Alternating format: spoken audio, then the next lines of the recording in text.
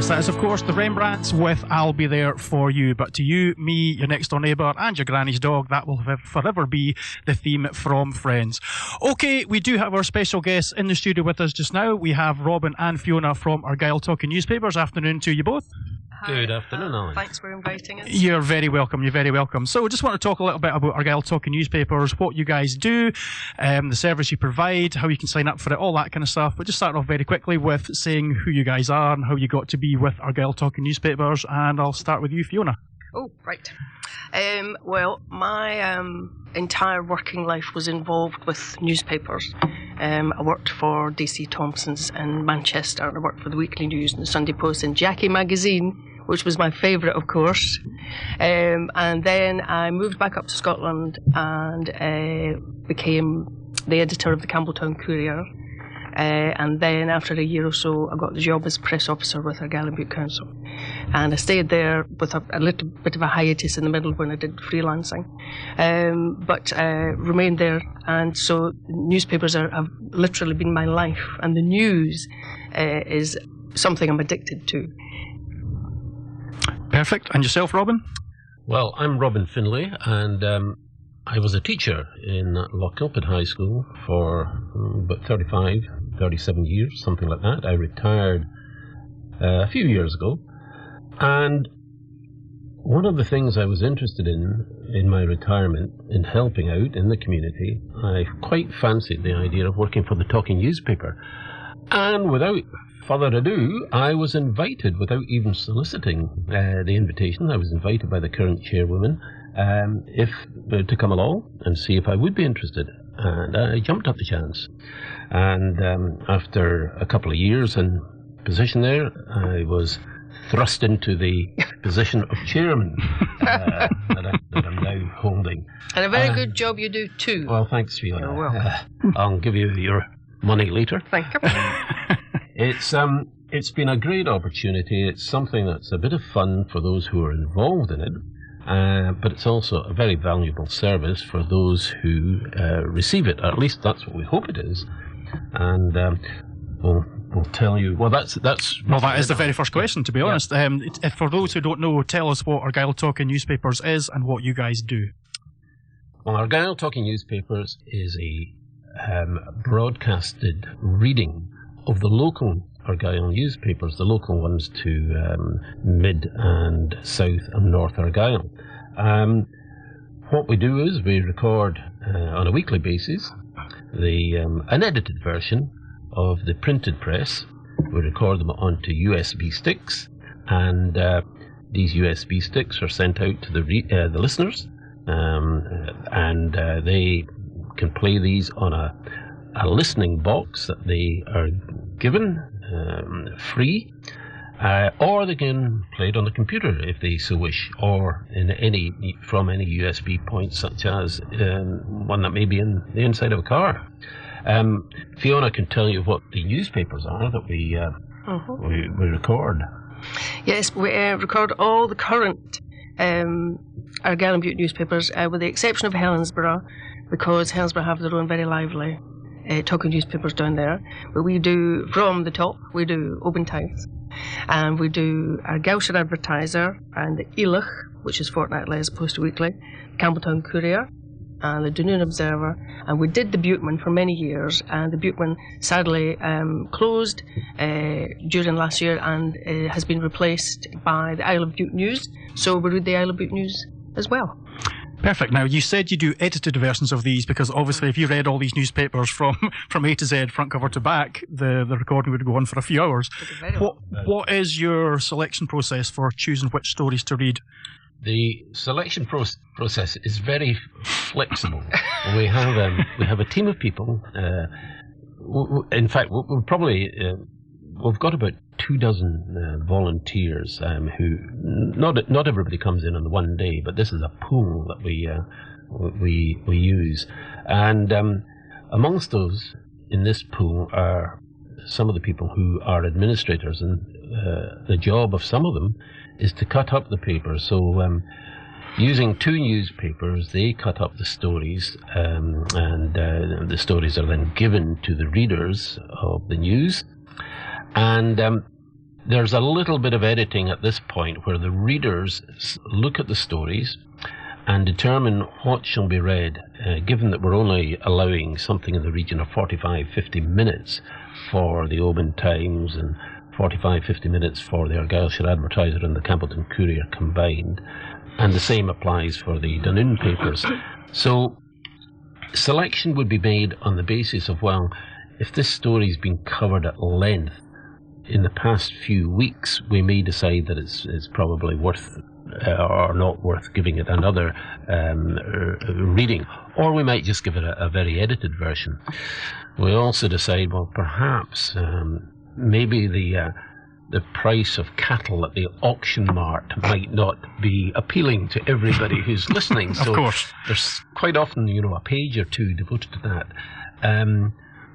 When some of the papers are full of photographs, particularly, say, the Highland Gathering, the various games, the mod, yes, we'll mention the photographs and we'll say, the kind of content that they have. But there's no way you can, read out everything. And another example of what we can't read out in full are the prize giving at the various schools and the trophies where, maybe 100 or 200 names are listed. Sure. It might be worth mentioning, actually, just talking about the cutting up of the newspapers. We have mostly two ladies, and I'm sure they won't mind us mentioning Betty and Hazel, the Scissor Sisters. It had to be. It had to be. And they got new scissors recently. By God, they look lethal. But what they do is when they cut them up, they actually prepare them in the number of bundles apropos the number of readers. So if there's 4 readers, we get 4 bundles. And what they do is they pretty much spread the kind of topics so that everybody gets a bit sport, everybody gets a bit community news, everybody gets a bit hard news, whatever it is. So not one person reads all the sport and the farming, and so on and so forth. And we have a sort of pool in the middle, sort of usually the letters page, and a couple of other sort of longer articles that the Oban Times have, and we sort of pick them out if we're kind of, we think that we've got time. So it's good fun doing that. So it is a charity, and it's all volunteers that read it. And once you read it, obviously you record it, like you say, onto a USB stick. Now, this is quite an important thing, because a lot of the people you're sending it out to, like myself, may be visually impaired. Yep. And or maybe the older people in the community, and maybe when they hear the term USB stick, they go, "Oh, I don't know how to work one of them." Can you explain how easy it is to use the system? It is very straightforward. Prior to the USB stick, we used to use cassettes, and people were content with the cassettes, but the cassettes do create problems, as you know, with the tape itself, and of course it can become snagged and tear. And of course, that form of recording or playing recorded was going out of fashion. It's a bit like all the other previous things, the 8-track stereo and vinyl albums and what have you. And then the tapes would be reused as well, so the sound quality eventually would deteriorate as well. Correct. Yep. So the USB sticks came in, and we knew it would present an issue for people who perhaps of a certain age, certain vintage, or in the case of most of our readers who have sight issues, the visually impaired. This would be a problem, but we have we provide to the readers. I call them readers, and they're in fact listeners, but I'm using the same interchangeable. We provide a listening box, and it is a very simplified box. It's made specifically for talking newspapers, so it has a minimum number of controls, and one of the points in the box is the USB socket. So once the USB is distributed to the listener. And how is it distributed? It's distributed by courtesy of the post office, who provide a free service for us, both the transmission one way and the transmission back the other way. So it's provided free to everybody who receives it. The USB stick, we put on a little rubber what would you call it? A rubber... there's a name for it that I can't remember. Yeah, there is a name. A little rubber sticky thing. Just to distinguish which end's the front, which end's the back. Correct. A rubber module goes on it, so by touch alone, you can determine which way round the USB stick goes into the USB port. And I know it can be a little bit fussy, but I don't think it can be any fussier than inserting a cassette the right way round into the cassette holder. Yep, and once you put it in, it's as simple as turn it on and it starts playing itself. Correct. And you've got an on-off switch and a volume knob and skip forward and skip back. Yes. Simple as that. There's nothing really to it. Obviously designed for visually impaired people, or like you say, who else would be your target audience then as well as visually impaired? Yes, that's right, because it's not exclusively for visually impaired that would benefit from talking newspapers. Anyone who has either a temporary or a permanent disability, anything that makes it difficult for them to actually read the paper. It could be a physical disability. In fact, one of the things I was thinking when I was driving down from Lochilphead, and it's been really, really frosty, cold weather this last few days, and it's not easy for everybody just to pop out and buy the paper at the newsagent or the supermarket. It's not easy. Some people might even have issues of not wanting to go out by themselves. So how lovely it is that you hear the plop of the letterbox and our little padded envelope drops in, and you can catch up on all the news without having to leave the house, or whether it's a struggle or what the weather is like or whatever. I think that's one of the great things. And if you're an isolated person for any reason, then again, our voices might be the only voices you hear sometimes in a weekend. Yeah, and especially with a local, you can put on local radio, obviously, Yes, or obviously. bigger radio stations. But it's a great way to get the local news for the local people. That's right, local news and comment and the sport and everything. And so for this service, how much does it cost? Is the next question. 0, 0, and nothing. To the listener, it costs nothing. We obviously have costs to cover, and so we undertake fundraising, because the costs that we principally have are the cost of the hire of the hall, which we use a church hall. Sure. And they're very good to us. They're very generous, but we have a rental. We also have capital costs, which is the costs involved in purchasing the equipment. Now, most of the equipment is a long-term usage, but we have to constantly keep the USB sticks regularly updated, because again they can diminish and deteriorate and be corrupted, which frequently happens. So for that reason, we're very grateful to our listeners themselves who willingly give donations to support us. We're very grateful for that. But we also do fundraising. We have a couple of big events each year. One we held just a few weeks ago. It was an afternoon tea. And prior to that, we have a stall at the Ardrisha Gala Day, and that's a great money raiser, where it's also a good way of promoting ourselves and just to make ourselves known. We also had an interesting development this year. We were invited by the youth services in Lochilphead. Now they had undertaken a project 2 years ago with youngsters.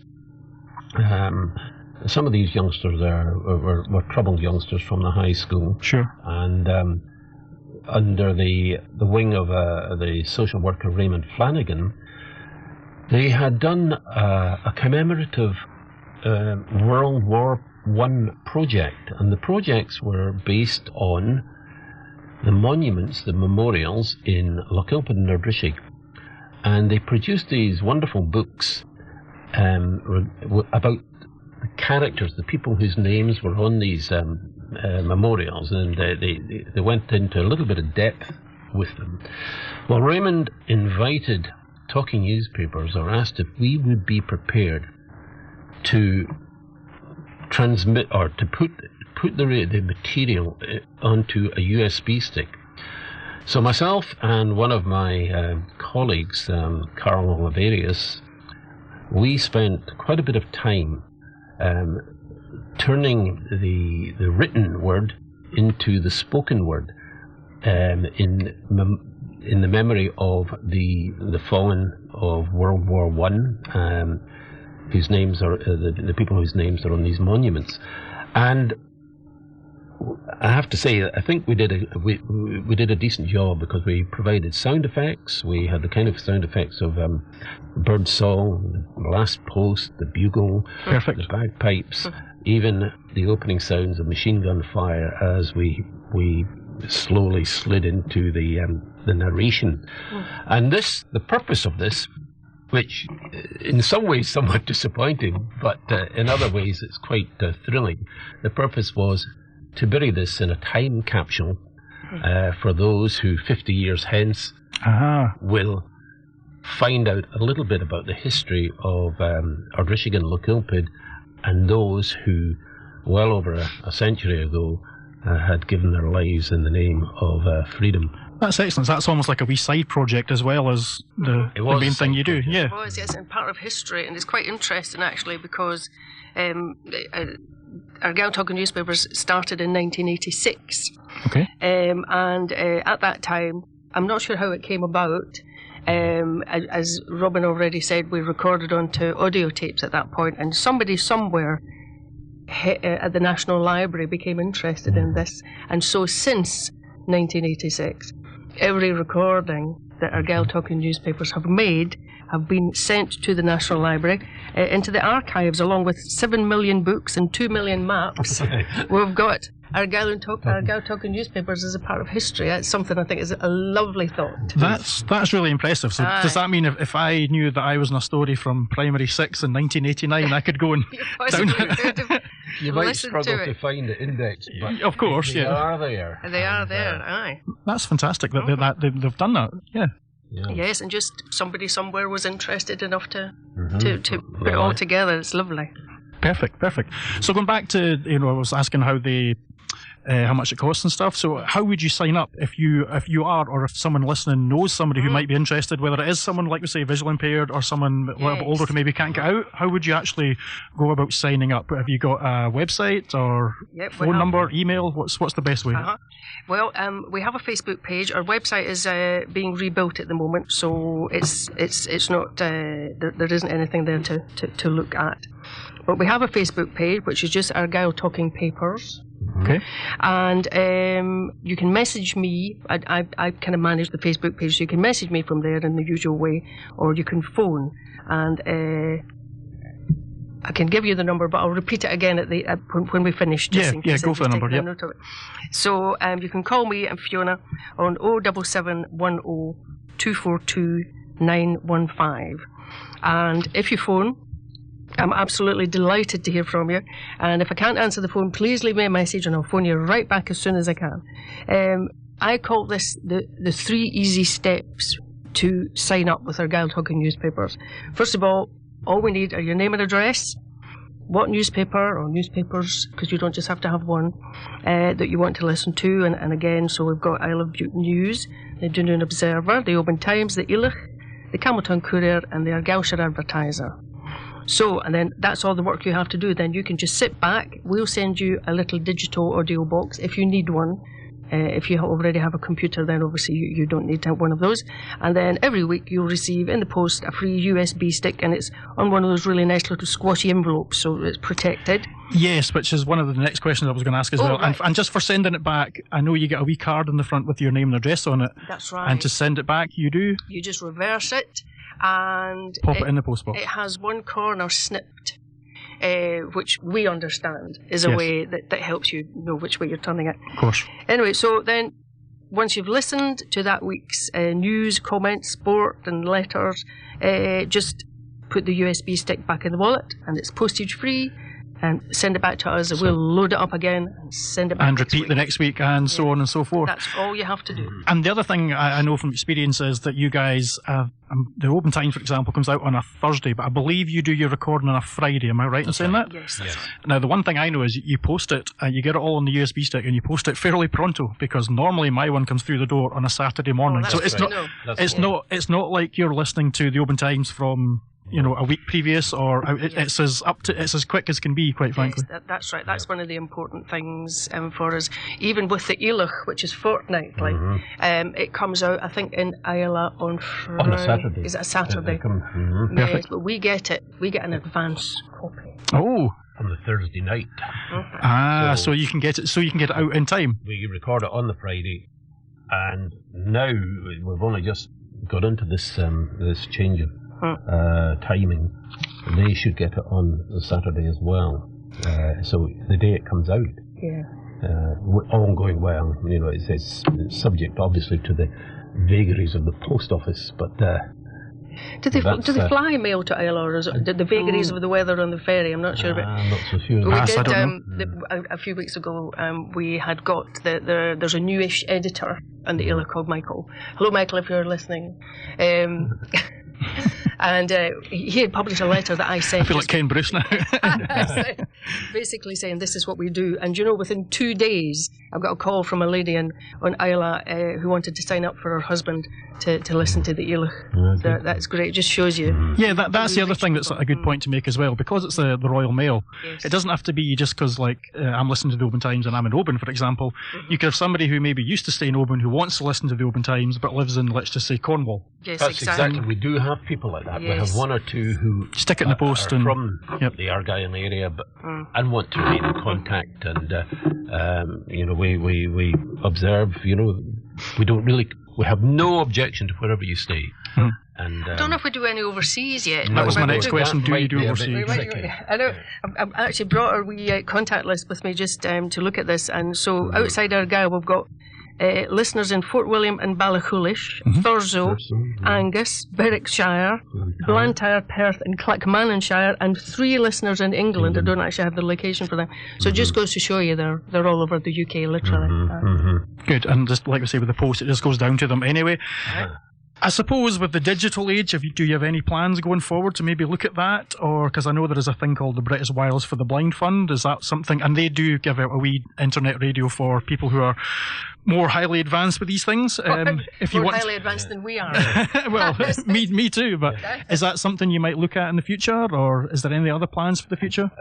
I think we're going to have to be careful with the digital thing because of the age of our volunteers. We're not getting any younger, and difficult enough for some of us to keep up with the transference from tape to USB stick. Yes. To start going into something else might be a step too far. A step too far. But as we said at the start, the USB sticks couldn't be any easier. It's a wee rectangular thing, and there's literally one hole in the box you're given, and you can't go wrong. Having said that, though, we had an interesting chat. Robin will maybe tell you in a minute about our recruitment campaign that we had recently. We were having a chat with Colin Cameron, who's the editor of the Argyllshire Advertiser, and he came up with the suggestion of doing a blog.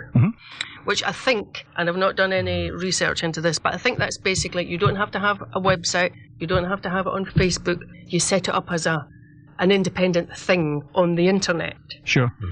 So I quite like the idea of that. So I'm going to do some research. I haven't actually told Robin that, but I'm telling you now. If ever was a time to announce it, now's the time. I think it's safe to say. I know. So we had a very successful event last Friday. Well, we stood outside. We stood within the doors of Lochilphead Co-op, and normally you find people there are selling raffle tickets or various other fundraising, money raising things. Sure. We were there purely to promote Argyll Talking Newspapers and to raise their awareness, and we stopped to speak to a large number of people coming and going and asking if did they know of anybody who might benefit from Argyll Talking Newspapers, or would they in fact like to volunteer? And in addition to that, some people were very generous. We did happen to have a bucket there for just the occasional collection, so people did give to us. But it was either a collection or you were going to wash the windows of the co-op. It was one or the other. It's that kind of bucket, actually. It was such a useful evening that we thought, now we'll probably try and do it in Oban as well at some time in the future, maybe in Tesco if they'll. Well, if you let us know, then obviously we can give a wee shout out and let folk know. So, but we signed up. We signed up 4 new potential listeners and 2 potential recruits to the team of volunteers. Perfect. Yeah, very chuffed. So the numbers are constantly rising bit by bit. like waves on a beach. It comes and goes. Okay. They remain steady. I think the nature of our clientele, because of the age, we lose people, from time to time. Sure. So, and I think we're in such an advanced era that people can find other ways of accessing local news. They if they're not too badly visually impaired, they can perhaps read online or something. Something like that. I got a call again after we had some publicity where the Dunoon Observer used one of our articles in the story, and a chap had phoned up on behalf of his mum from Dunoon, and so she's now signed up as another new listener, which is great. But he said that she had signed up for the RNIB a newspaper service, but as far as they could find out, they only provide, I think, English newspapers that are published in England. The national ones, yeah. Yes, that's right. So anyway, so I think when they saw this in the Dunoon Observer and thought, here we go. Yes. And that is the unique selling point of this, isn't it? It's the proper Oban Times and that's right. the local one. So she signed up for the Dunoon Observer and the Oban Times, and that was last week. So on Friday, she was signed up. So on Saturday, she would have received her first USB stick. So that's very satisfying when that happens. Indeed, yeah. Absolutely perfect. So just to wrap up then, Fiona and Robin with me here from Argyll Talking Newspapers. If you want to sign up, it is completely free. Fiona will give the details again just before we go. And you get given a wee USB boombox and a USB stick comes through your door once a week with all the newspapers that you've signed up to on it. And at the end of the week, or just even the next day if you've already read them, you put the USB stick back in your wee pouch and you turn the address round on a wee card on the front, and the postage is absolutely free. You put it back in the post box and repeat the next week, and so on and so forth. That's it. Absolutely perfect. Fiona, do you want to give us a quick rundown of the details again before we go? Yes. So if you would like to listen to Argyll Talking Newspapers, it's really easy. You don't have to do anything other than either phone us or get someone to phone on your behalf. Give us your name and address. Tell us which newspapers, and it doesn't have to be one, which newspapers you would like to listen to. Sure. We'll send you a little digital boombox, as Alan described it, which is free. It's very small, very easy to use, and then after that you'll get your wallet with your USB stick in, which you plug in, sit back and listen and relax. Then once you've finished, you stick it back in the wallet. Everything's free. Send it back to us, and we'll send you the next week's news. And you can phone to give your information or get someone to phone on your behalf. To call me, Fiona, on 07710 242 915, or message us on our Facebook page, which is Argyll Talking Papers. Absolutely perfect. Okay, well, what I'll do is I'll get these details from Fiona and keep them here in the studio, so if anyone out there who maybe missed today or sees the interview online later or whatever, they can call the studio 570057 and ask us here at Oban FM, and we can pass it on, and that will work as well. How does that sound, guys? That sounds great, Alan. Thank you very much. Perfect. Right. Thanks very much to Robin and Fiona from Argyll Talking Newspapers for coming up today, and we'll hope to speak to you again soon. Thank you, Alan. Cheers, guys. Thanks very much. Bye-bye.